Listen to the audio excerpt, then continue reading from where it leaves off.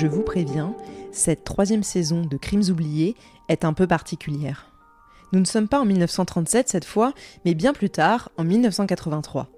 Vous allez peut-être vous dire que ça ne colle pas avec l'angle de ce podcast, mais vous allez voir que dans cette affaire, ni l'ADN, ni les technologies n'ont été utilisées.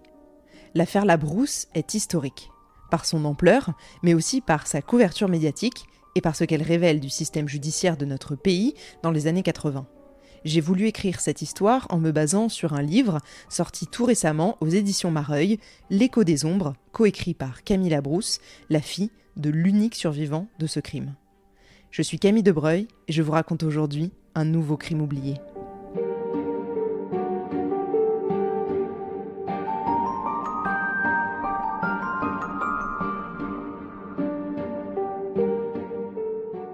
L'Oise est considéré comme le département le plus difficile de France par la police judiciaire. C'est l'affirmation d'un officier de police sur laquelle je suis tombée lorsque j'ai commencé à creuser cette affaire. Ça met de suite dans l'ambiance, car notre histoire se déroule bien dans l'Oise, tout près de Beauvais. Octobre 1983. C'est l'histoire d'une famille, tout ce qu'il y a de plus banal. Il y a d'abord Jean-Jacques, le père, 41 ans, Franciane, la mère, 37 ans, et leurs 3 enfants, Caroline, 19 ans, Jean-Yves, 15 ans, et le petit dernier, Fabrice, 13 ans. Franciane est assez proche de ses parents, Georges et Christiane, respectivement 62 et 63 ans, qui habitent comme eux à Saint-Martin-le-Neu. C'est un village modeste, d'1 millier d'habitants à peine, à 10 minutes au sud de Beauvais. Tous les jours, les parents Labrousse vont travailler. Lui est employé dans une usine de sidérurgie et elle tient le stand de la marque de cosmétiques Bourjois au cœur des Galeries Lafayette. Caroline, l'aînée, est majeure et diplômée très récemment en sténodactylographie. Elle cherche son premier emploi dans le secteur. C'est une jeune femme blonde, qu'on dit jolie, et de nature joyeuse, sociable et insouciante. Depuis 2 ans, elle est en couple avec un jeune homme apprenti charcutier à Beauvais, Pascal Dolic, 23 ans. Enfin, était en couple, car fin septembre 1983, Caroline décide de rompre. Avant leur séparation, Pascal vit quasiment chez les Labrousse, alors qu'en 1983, ça fait jaser. 2 jeunes pas mariés qui vivent ensemble sous le toit familial, ça ne plaît pas à tout le monde. La famille est aimante, assez soudée, le genre de famille où les tâches se répartissent naturellement et où l'ambiance est chaleureuse. Le genre de famille à partir en vacances au camping, tous ensemble. Le père qui plante la tente, les enfants qui vont se baigner, qui retrouvent les copains de vacances. On est en 1983, l'époque bénie où le smartphone n'a pas toute la place et où les ados passent du temps à rire de la simple présence des autres. Jean-Yves et Fabrice passent beaucoup de temps ensemble, dans les bois de leur Picardie natale notamment, où ils construisent des cabanes et s'inventent des histoires d'enfants. Bref, la vie est assez douce. Jean-Yves, qui est multidyslexique depuis toujours, cherche à s'insérer professionnellement pour tenter d'arrêter son calvaire à l'école. À cette époque, les profs sont bien moins regardants et compréhensifs qu'aujourd'hui sur ces troubles de l'apprentissage qui paralysent certains élèves.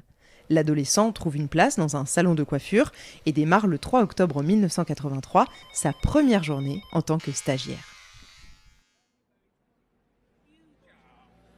5 octobre 1983. En tout début de matinée, Pascal Dolic, l'ex-petit ami de Caroline, demande à son patron à la boucherie-charcuterie l'autorisation de s'absenter en donnant une excuse fallacieuse. Il file consulter un médecin et prétexte des insomnies. Le soignant lui prescrit alors un somnifère assez puissant, du Halcyon 50 mg.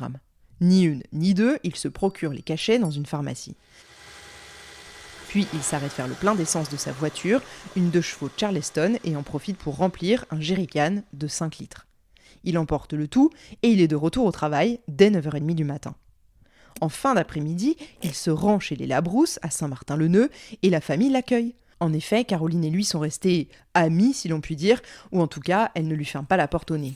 Comme il a pu en avoir l'habitude auparavant, il prépare un repas, un grand plat de hachis parmentier, dans lequel il glisse, à l'abri des regards, quelques comprimés du somnifère réduits en poudre. Alors que Jean-Yves, l'aîné des garçons, termine sa journée de stage au salon de coiffure, il part retrouver sa mère aux Galeries Lafayette, puis traîne à la papeterie où travaille sa grand-mère paternelle, Jacqueline. Il fait la fermeture à 18h50. À 19h20, il a retrouvé sa mère et tous les deux rentrent à la maison à Saint-Martin-le-Neu. Pascal est là, il explique avoir préparé le repas, et même si Franciane, la mère, ne voit pas sa présence d'un bon œil, sa fille Caroline semble d'accord, donc elle accepte sa présence. Mieux encore, le père, Jean-Jacques, qui bricolait dans le jardin, remercie Pascal pour le repas et lui propose de ce fait de rester dîner avec eux. Mais Pascal refuse, prétextant qu'il est attendu chez lui, et laisse le hachis parmentier réchauffer tranquillement dans le four pendant qu'il prend congé.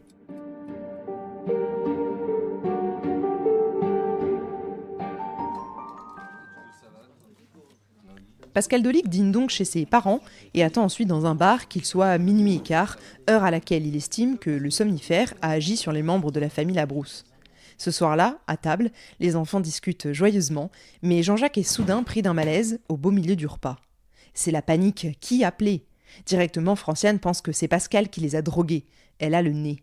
Un peu perdue, elle attrape le téléphone fixe et appelle ses parents qui sauront sûrement quoi faire.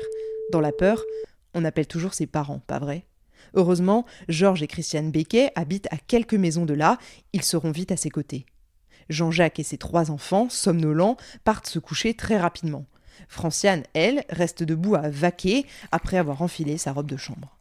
Vers minuit et quart donc, Pascal Dolic revient à Saint-Martin-le-Neu et gare sa 2 chevaux dans un petit chemin sombre à 800 mètres environ de la maison de son ex-petite amie. Pour s'introduire dans la maison, il y a 2 hypothèses. Dans la première, il attrape une échelle, monte sur le toit et casse une lucarne.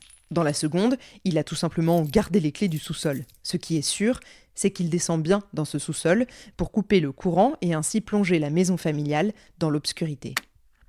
Il a ramené le bidon d'essence de 5 litres qu'il a rempli le matin même et un couteau à désosser, aussi appelé couteau à saigner, qui comporte une lame de 15 cm.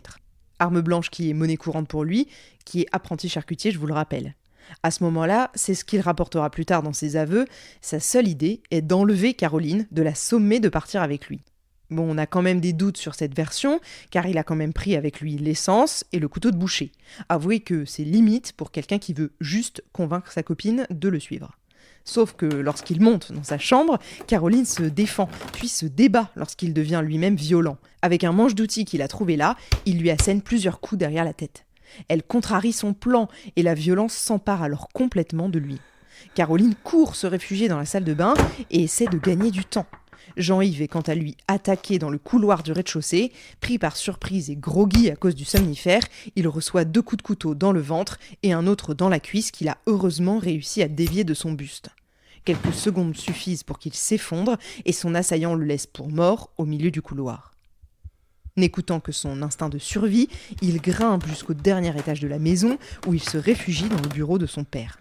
Là, il tente de calmer sa respiration malgré la peur et la douleur.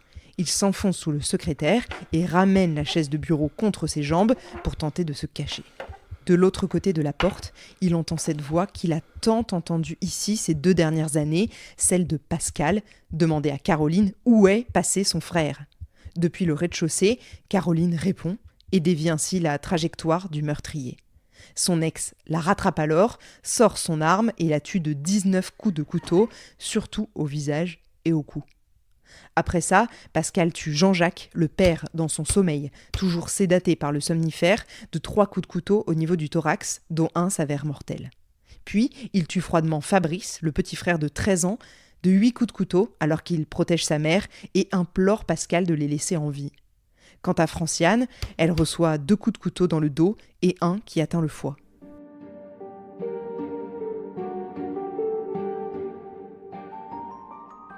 Dans le bureau de son père, Jean-Yves est en apnée. La maison redevient calme, il n'entend plus rien. Les longues plaintes se sont arrêtées, les cris ont cessé, la pénombre est toujours totale et son corps lâche enfin, il perd connaissance. Pascal attrape le bidon d'essence et enduit le corps de Franciane entre la chambre des enfants et celle des parents. Puis, il met le feu. Ensuite, il retourne à sa voiture, retire ses vêtements tachés de sang et tente de prendre la fuite, mais il a oublié ses clés dans la maison. Malgré une magouille avec les fils électriques, le véhicule ne démarre pas. Il se rend alors chez un oncle maternel des enfants Labrousse qui habite à côté. Là, l'homme lui ouvre et lui prête une veste et un pantalon. Pendant ce temps, c'est une épaisse fumée âcre qui réveille Jean-Yves. La maison brûle. Alors que les questions se bousculent dans sa tête, une petite voix lui hurle de s'enfuir, de sortir de la maison pour sauver sa vie. Les flammes dévorent déjà une partie du plancher. Au rez-de-chaussée, il bute sur quelque chose. C'est le corps de sa mère qui gît au sol et brûle tout entier. Plus loin dans le couloir, un autre corps. C'est son petit frère Fabrice. Son esprit se dissocie de son corps qui continue d'avancer toujours dans l'espoir de s'évader de ce cauchemar éveillé. Alors qu'il sort enfin de la maison, il aperçoit 2 taches sombres sur le macadam de la rue. Georges et Christiane, ses grands-parents maternels, sont tous les 2 morts, frappés respectivement par 18 et 19 coups de couteau. Dolik est venu jusqu'ici s'en prendre à eux. Dans sa course pour survivre, tenter d'appeler de l'aide, Jean-Yves, les mains pressant ses boyaux pour qu'ils restent dans son ventre, court jusque chez des voisins, il enjambe un parapet avec les forces qui lui restent, tout en essayant de garder ses entrailles à l'intérieur de lui. Pas de réponse. Tant pis, il faut continuer. Il se retourne, sa maison brûle à l'intérieur, avec elle, toute sa famille. De la fumée s'échappe des fenêtres, alors il ne s'arrête pas. Il va jusque sous les fenêtres d'autres voisins. Il y a de la lumière à l'étage. Il appelle au secours, mais personne ne répond. Il tambourine sur les volets, pliés en 2 par la douleur. À court d'alternative, il attrape une jardinière à portée de main et la balance contre les fenêtres, mais personne ne répond. En déployant une force surhumaine, ses dernières forces, il reprend sa route jusqu'à une 3e maison, celle de son oncle, à quelques mètres de là. À son grand soulagement, son oncle est là, de dos, devant sa porte d'entrée. Il parle avec un homme, et Jean-Yves entend « Jean-Jacques est devenu fou, il les a tous tués. » Cet homme, c'est Pascal Dolik, couvert de sang. Il se retourne et fixe son regard dans les yeux de l'adolescent. Heureusement, l'oncle le prend sous son aile et le confie à sa femme, qui appelle les pompiers. Il sort ensuite pour tenter de comprendre ce qu'il se passe. Il trouve d'abord sur le trottoir le corps de Christiane, puis de Georges, et continue ainsi les découvertes successives dans la maison, où il éteint l'incendie qui a surtout endommagé le corps de sa belle-sœur, Franciane, au pied de l'escalier. Jean-Yves arrive à parler en attendant les secours, explique à sa tante que c'est bien Pascal Dolik qui est à l'origine du massacre, et non son père, mort lui aussi. Il est ensuite transporté à l'hôpital de Beauvais pour être opéré en urgence. Les gendarmes arrivent à presque 3 heures du matin et embarquent Dolik, alors prostré chez les voisins, de l'oncle maternel, les Bizet. Il ne s'exprimera pas de manière cohérente avant 7 heures du matin.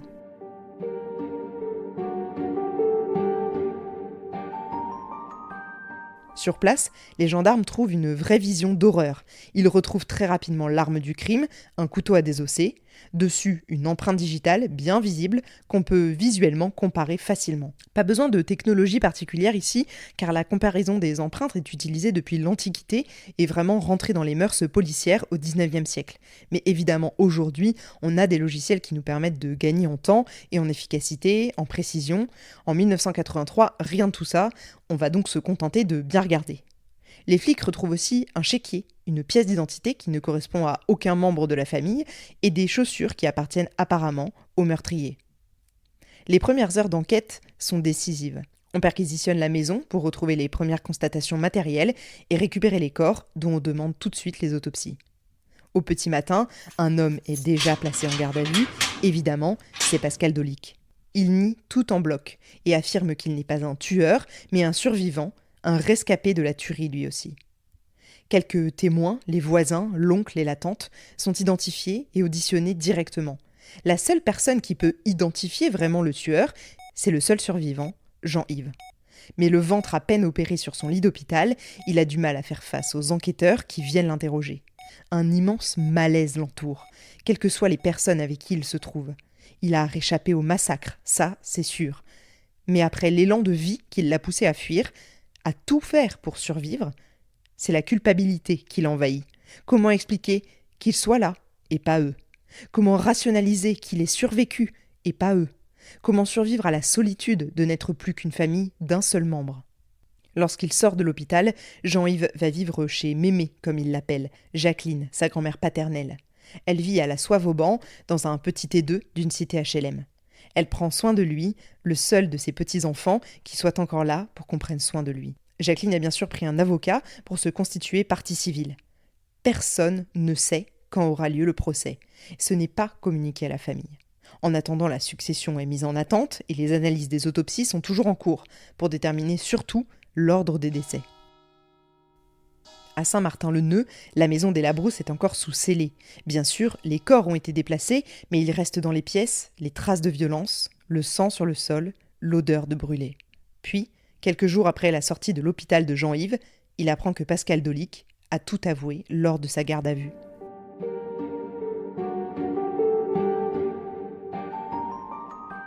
Le 10 octobre 1983, le juge d'instruction de Beauvais demande une expertise par 2 experts.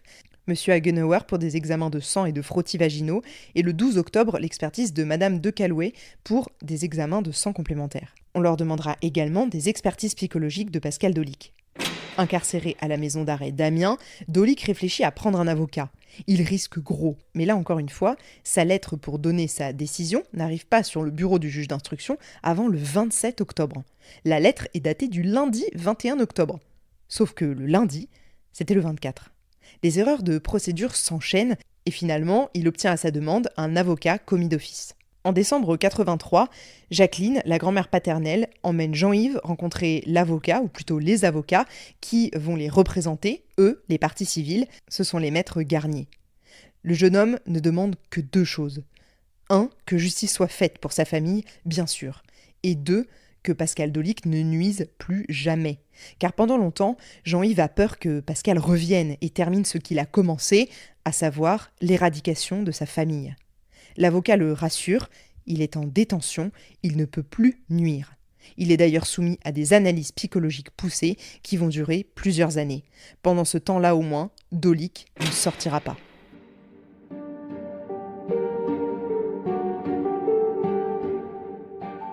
Ce qu'il ne dit pas à l'adolescent qu'il a devant lui, c'est qu'il est inquiet, que les bruits courent au tribunal, que ce procès ne se tiendra peut-être même pas, car il faut être fou pour commettre de tels actes. La possibilité que Dolic soit reconnu irresponsable pèse alors très fort sur le dossier. À côté de ça, les vices de procédure se multiplient, les médias se déchaînent et ce qu'il reste de la famille se renferme sur un silence terrible. C'est ce que je vous raconterai dans l'épisode 2 de cette saison de Crimes oubliés consacrée à l'affaire Labrousse.